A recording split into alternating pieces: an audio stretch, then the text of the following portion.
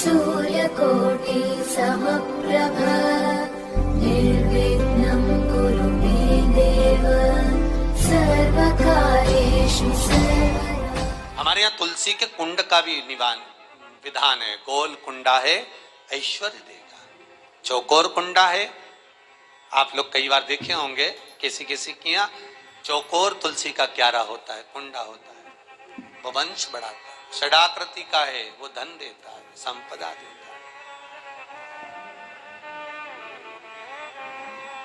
दोष हमारा है, हम तुलसी के कुंडे के नीचे शंकर जी को रख देते हैं। क्यों? कि यहीं तुलसी जी को पानी चढ़ाएंगे, यहीं शंकर जी को चढ़ा देंगे। दोष है।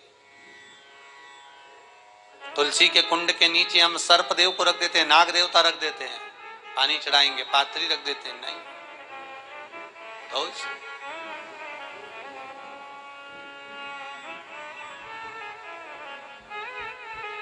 उसका दोष हम सबको, स्वयं अगर गलती करते हैं तो स्वयं को। कैसा कुंड हो, 7 तरह के कुंडों का व्याख्यान तुलसी के रूप में कहा गया है हमारा। पहला गोल, दूसरा चौकोर, तीसरा षडाकृति, चौथा त्रिवेणी, 3 कोने वाला कुंडा। शास्त्र कहता है जिसके मार्ग घर में टुकड़े हो रहे हो, घर विभाजन की ओर हो रहा हो, तो 3 कोण का कुंडा घर में रखकर पूजा करने पर परिवार एक हो जाता है।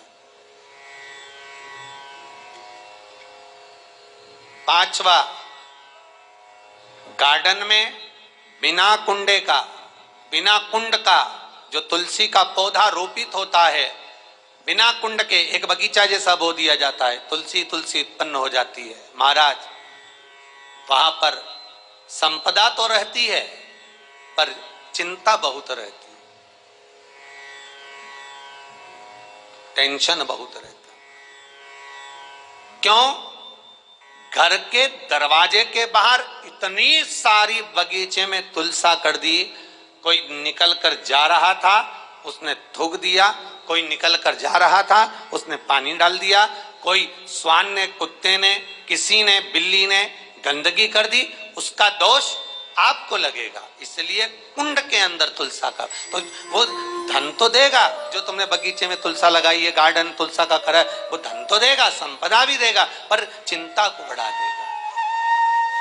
5,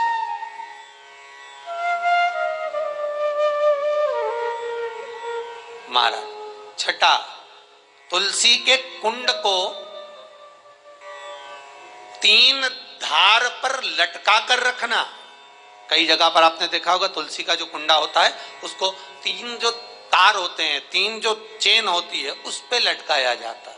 महाराज, विष्णु पुराण उसका भी व्याख्यान करती है। महाराज, वहां व्यक्ति के कार्य उन्नति की सीढ़ी की ओर बढ़ जाते हैं। जैसे भोजन की थाली लग गई, भोजन तैयार हो गया, बस खाने बैठे हो और थाली खसक गई, समझ लेना कि तुलसी को अधर पर लटका कर रखा है।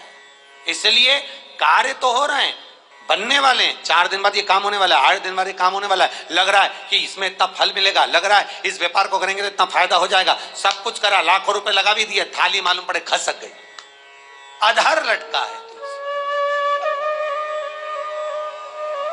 7 क्रम है तुलसी के, ये 6ठा क्रम बताया।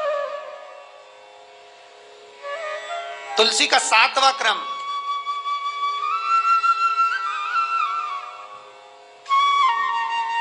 तुलसी का 7वां क्रम है। महाराज,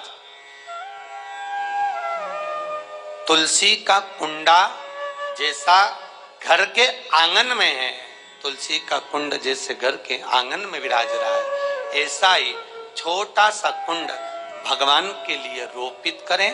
प्रतिदिन भगवान की सेवा करते समय तुलसी का कुंड सम्मुख रखकर उसकी आराधना करना, फिर उस कुंड को वापिस बाहर ले जाकर रखना, फिर दूसरे दिन पूजन के समय पर कुंड को लाकर रखना। हम तो यहां तक कहते हैं विष्णु पुराण गर्ग संहिता